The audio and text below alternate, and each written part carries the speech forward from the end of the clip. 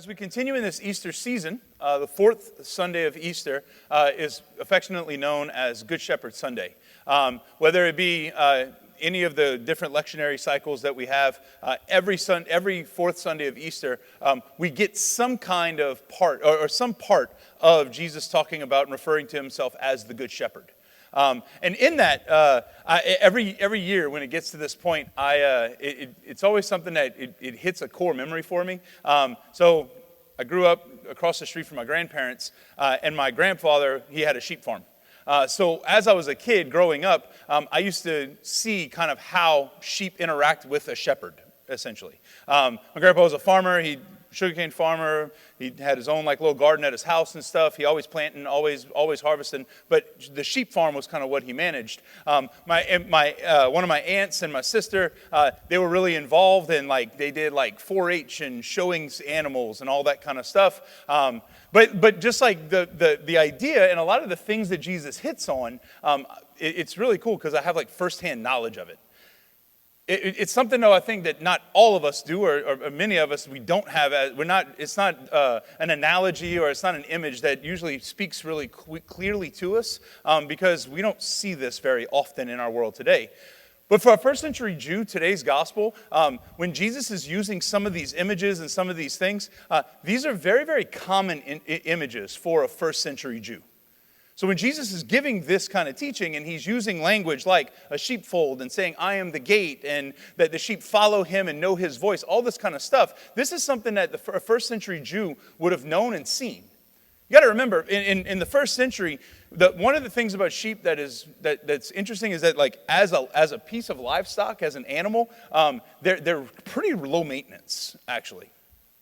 You get wool. Right, so for clothing and things like that, you get meat. You can slaughter the animal and eat it.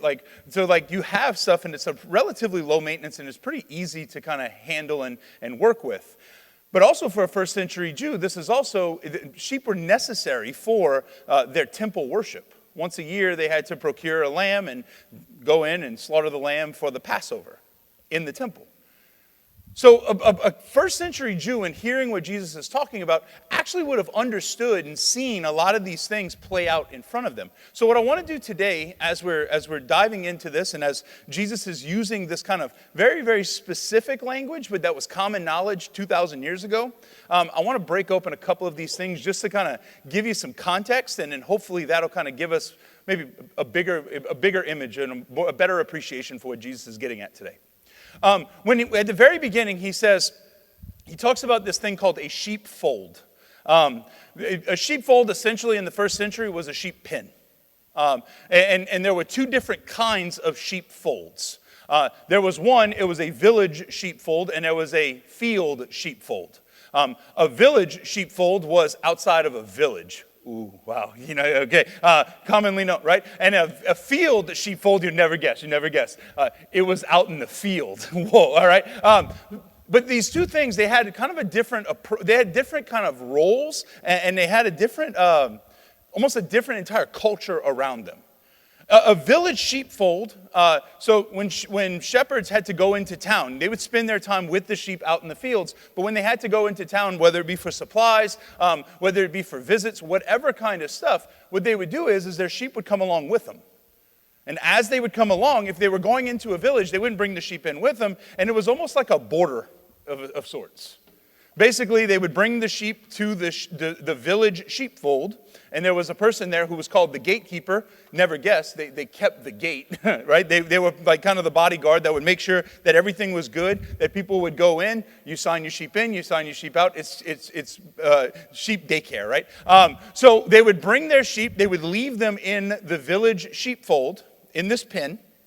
They would go about their business, and when they would come back, they would just pick up their sheep and they would leave. Well, other people might have dropped their sheep off as well, and now you got multiple shepherds and all these sheep, and it's really hard to tell one from another kind of thing. But one of the things with sheep is that they're similar in a way to kind of like dogs. They're very loyal. They'll build a relationship with their shepherd. They would know their shepherd. Their shepherd would be spending time with them. So what would happen is they would get in front, and when they would start speaking, the sheep would perk up, know their owner, their shepherd, and they would follow him out. It's interesting. And when I let my dog out upstairs and I'm walking around doing stuff in the house, he's right on my hip, right? Doesn't matter what I'm doing, he is right on my hip, especially if he sees me going towards the fridge because he thinks he's getting food. Unlike a cat, which is evil and just kind of looks at you and is like, ugh, right?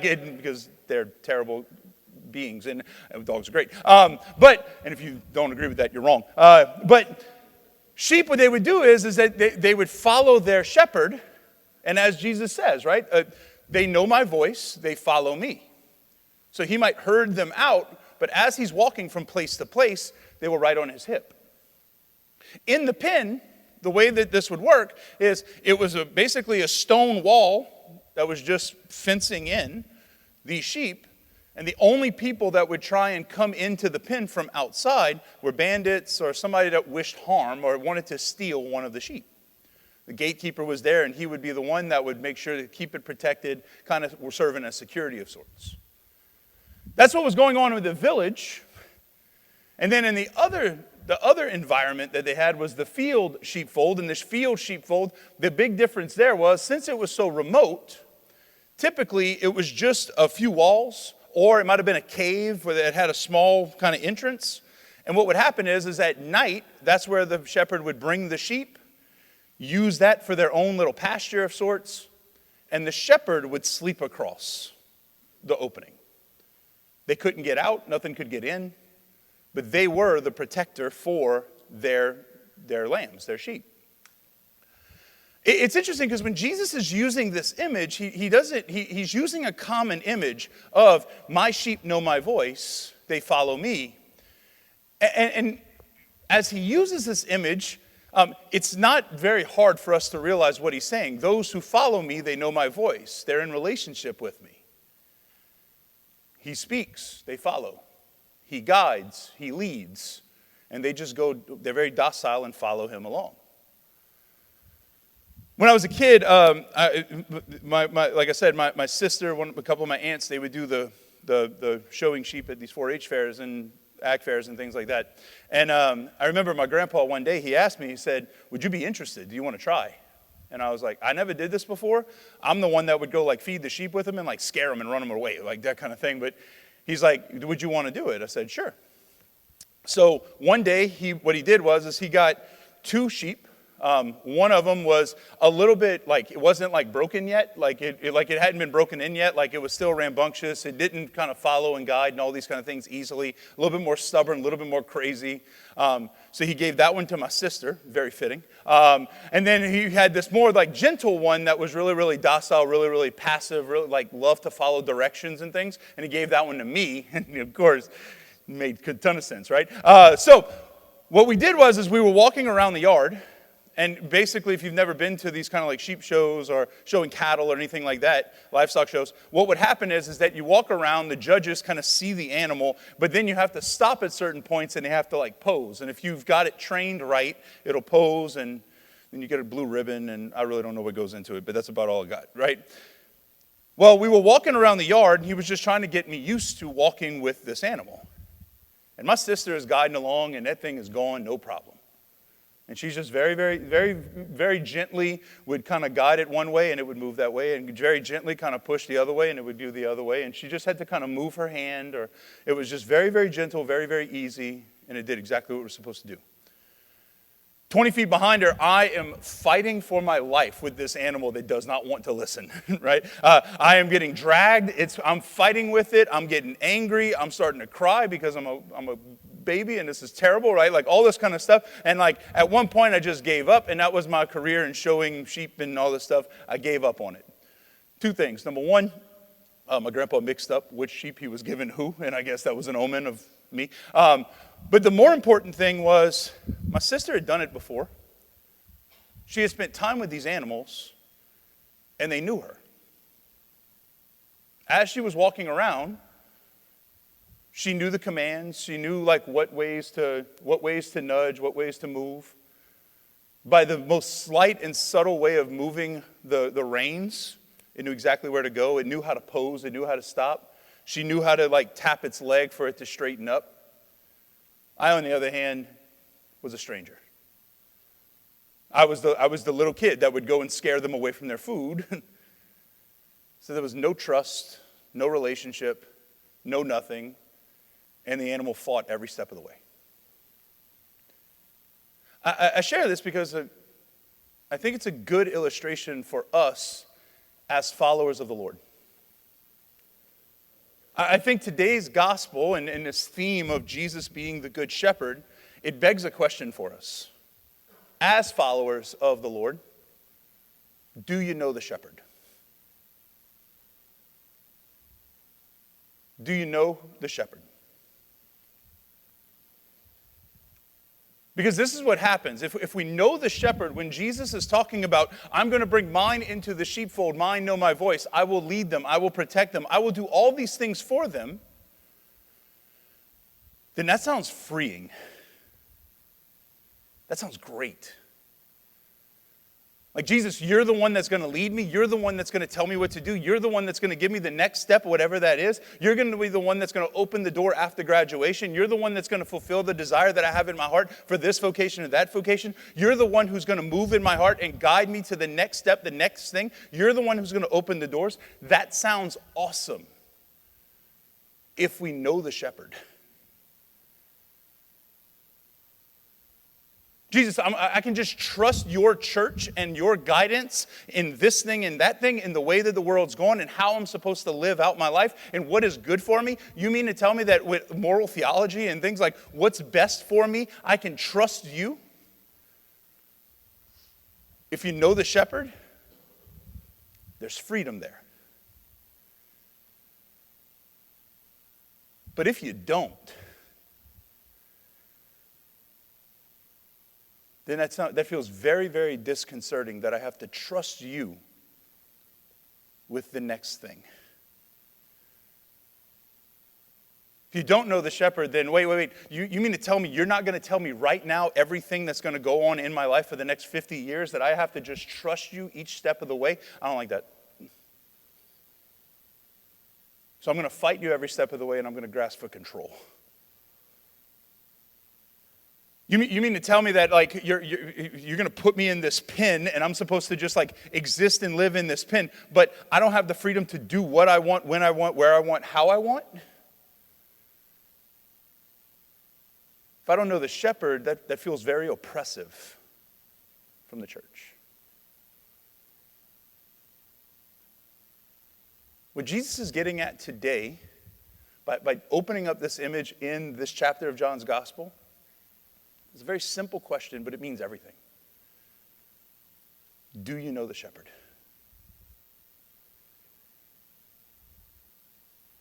Pope Benedict, when he was Pope, one of my favorite quotes he ever said, and I've shared this before, he said, being Christian is not the result of an ethical choice or a lofty idea,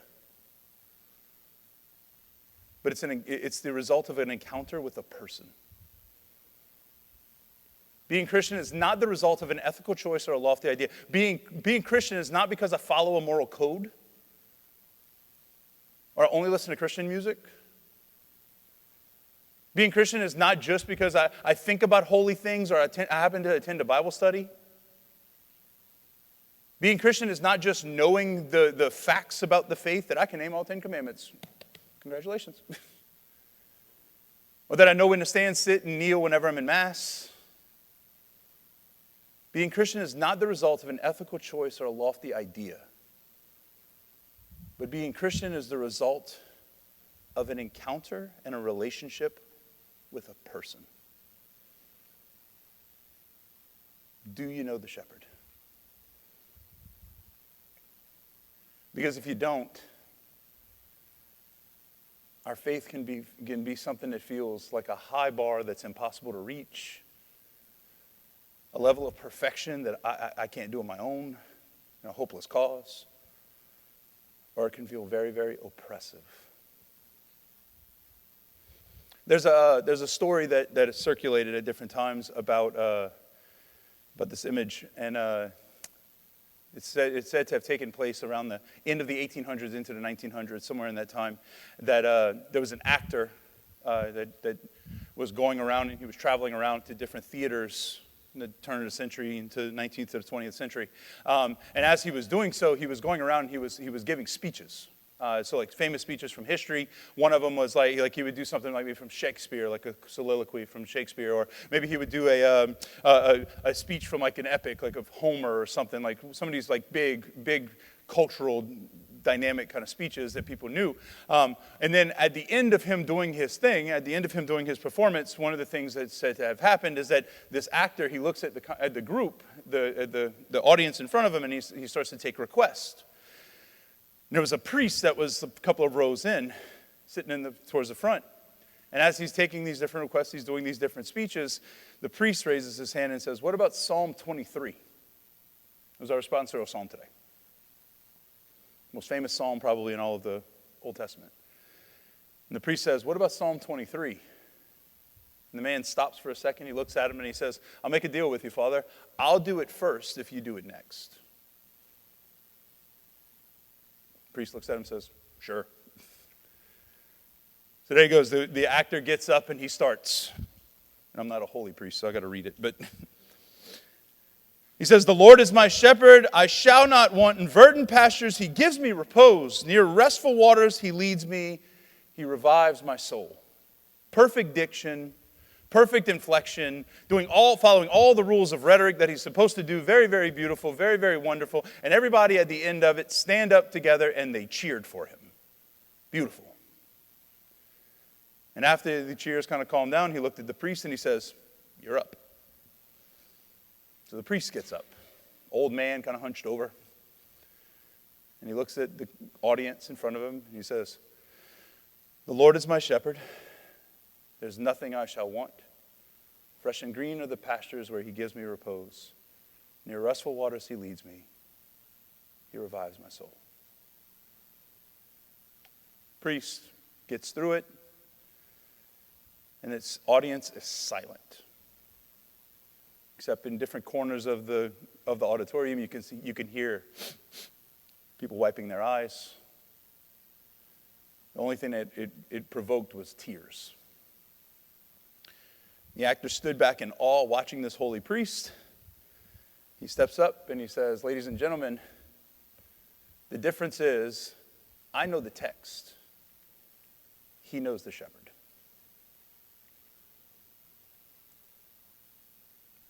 When we don't know the shepherd, our faith can feel oppressive. Our faith can feel like a high watermark that we can't reach. When we don't know the shepherd, our faith can also feel performative. That I've got to put on a mask. I've got to act a certain way. I've got to fit a certain box. And if I don't, then he might just walk away. That's not the shepherd. He's not oppressive. He's not one going to abandon us. He's not going to leave us to our own. He's going to pursue. He's going to protect. He's going to defend. And always is going to invite. So I ask again, do you know the shepherd?